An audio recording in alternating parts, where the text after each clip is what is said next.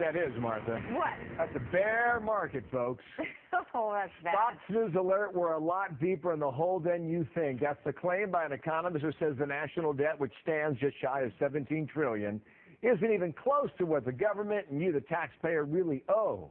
Oh, joy. Fantastic. Right on. I'm Bill Hemmer, and welcome here to America's Newsroom. And I'm fine. I'm Martha McCallum, and good morning, everybody. So the gentleman who came up with this is James Hamilton. He's an economics professor at the University of California, San Diego. And he claims that the true national debt is actually more like $70 trillion. And that the government has been lowballing us for years, according to him, by keeping certain debt off the books. Sorry, and with the government on the hook for IOUs like Social Security and Medicare and these pension promises across the country, combined with an aging population, America could be in a whole lot of hurt. Charles Payne, Fox Business Network. $70 trillion. You buy that, Charles? Bill, not only do I buy it, I think that number might be on the low side. I mean, the real number could be higher. The real number could $70 trillion. It could be higher than $70 trillion. How come? Well, listen, you hit on it. Some of these unfunded liabilities, Medicare is about $50 trillion.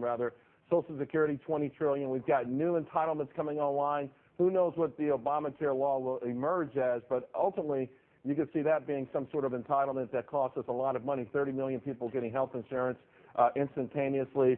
And then some of the off-book stuff is really alarming. Remember, this whole economic malaise that we're in, a lot of it was triggered when all of the off-balance sheet stuff at Wall Street was revealed and just couldn't be contained anymore. We're in that same sort of scenario. So, and you analyze this as a catch-22 because in order to pay for it, in order to get out of the hole, you need growth, right? And where is that now, Charles? Well, here's the problem, though. Right now, we're growing at about 2%. Our economy could grow at a bigger rate, but listen, consumers are afraid, businesses are afraid, a lot of new rules and regulations coming in. But the bigger this number gets, the larger it gets. That means the more money we have to apply to it just to take care of the interest alone. So that's the catch-22. Money that could be funneled back into the economy to generate higher growth is being used to pay this off. In the meantime, this number only gets larger. I don't care where you think the number is. Everyone agrees it only gets larger. All right, now, Charles, look at the numbers that came out from Gallup earlier today. This is the president's approval numbers, specifically when it comes to the economy for the life of his presidency now. Back in 2009, a whopping 59%. But watch where the line has gone ever since now to 2013. It's down to 35% approval on the economy. The disapproval number, you can expect to see this too. Back in 2009, it was way low, right around 30%, Charles. And look where it's gone. Right before the election of 2012, it hit a peak, and today it's at 62%, slightly below the highest number for disapproval. If you go deeper into the numbers now, he's lost 7 points in the economy in the last 2 months. He's lost 5 points on taxes and 5 points on the federal budget deficit. What does that say to you? A large part of our economic success, and I don't care who you are or what kind of architecture you use or what your political ideology is, depends on people buying into it. The American public has to believe. A large part of it is self-fulfilling. People are now not believing.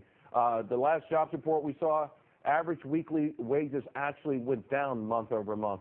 People are spending money, but they're not saving any money. And we're at this point now, overnight, we had bad economic data or earnings report from Cisco, Macy's on the high end yesterday, this morning Walmart, which is really a great proxy for our economy. Sure they disappointed Wall Street as well. So we're starting to see all of this stuff come together where, you've got to have an economy that's somewhat booming. People buy into it. That's when you get the virtuous cycle. That's not happening. All right, you got plenty to talk about at 9:20 a.m. Oh, yeah. Thank you, Charles. We'll Thanks, see you a Bill. bit later this morning. Charles Payne.